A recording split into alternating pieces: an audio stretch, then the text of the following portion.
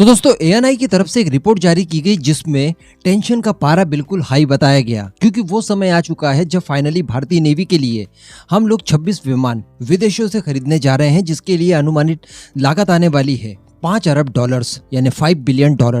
आप जानते हैं कि भारतीय नौसेना के नए विमान वाहक यानी आईएनएस विक्रांत के ऊपर डिप्लॉय करने के लिए हमें फाइटर जेट्स की आवश्यकता है। अभी हमारे पास जो MiG-29K है वो काफी लिमिटेड मात्रा में है और उतना अच्छा परफॉर्म नहीं करते। वो नए एयरक्राफ्ट कैरियर के लिए उतने ज्यादा उपयुक्त नहीं है। इसलिए भारत को वैसे तो नए 57 फाइटर जेट चाहिए थे विदेशों से, लेकिन बाद में हमारे टेड-बीएफ प्रोग्राम को देखते हुए इस रिक्वायरमेंट को लगभग आधा कर दिया और बताया जा रहा है कि 26 से 27 फाइटर जेट हम लोग विदेशों से खरीदने वाले हैं।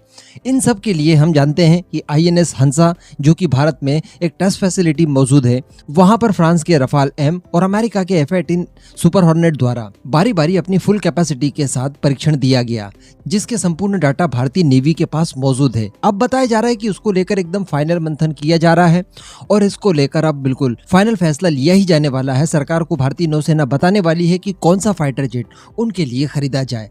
इसमें एक छोटा सा ट्विस्ट निकल कर आया है, वही आज मैं आपको इस वीडियो में बताने वाला हूँ। आप बस वीडियो को एकदम एंड तक देखते हुए चैनल को सब्सक्राइब जरूर कर दीजिएगा। तो दोस्तों हम सभी जानते हैं कि 114 MRFA प्रोग्राम में हम लोग विदेशों से फाइटर जेट खरीदे ना खरीदे, भारतीय नेवी के लिए हर हाल में 1001% हमें विदेशों से विमान खरीदने ही है। इसका कारण है कि आईएनएस विक्रांत को, जो कि इतना महंगा है, पहली बार हम लोगों ने बनाया, उसे खाली तो दौड़ाएंगे नहीं, इसलिए उसके ऊपर डिप्लॉय करने के लिए फाइटर जेट तो हर हाल में हमें चाहिए। तो बताया जा रहा है कि अब वो वक्त बिल्कुल नजदीक आ गया है जब भारतीय नौसेना फाइनली सरकार को हरी झंडी दिखाने वाली है कि कौन सा फाइटर जेट उनके लिए खरीदा जाए। यहाँ पर मैं आपको बता दूं कि कई सारी चीजें एक साथ काम करने वाली है, जहां पर इनकी टेक्निकल कैपेबिलिटी तो देखी जाएगी, लेकिन साथ में भारत की जियोपॉलिटिक्स को भी इस समय देखा जाएगा।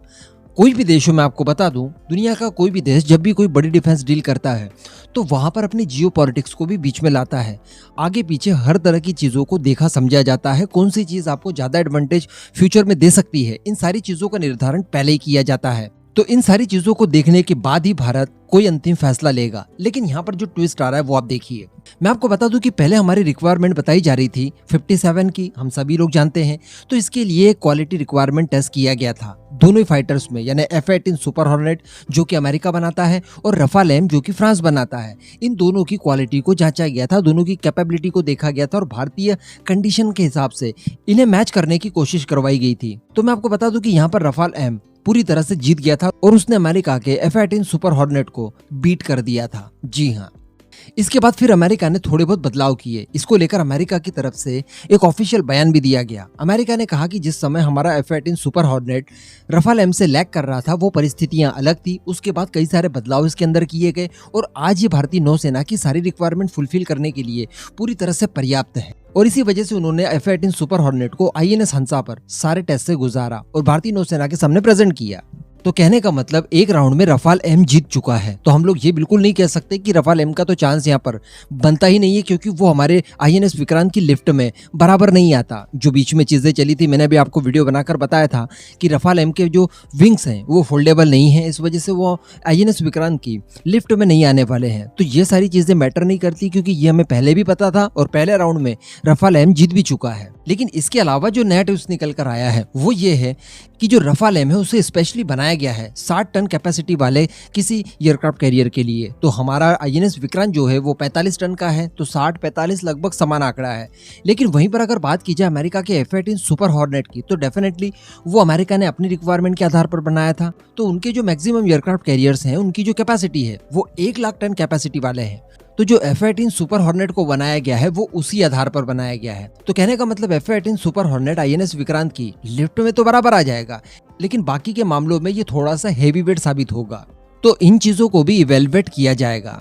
कहने का मतलब ये जो टक्कर होने वाली है F-18 सुपर हॉर्नेट और रफाल एम के बीच में, ये काफी कड़ी होगी।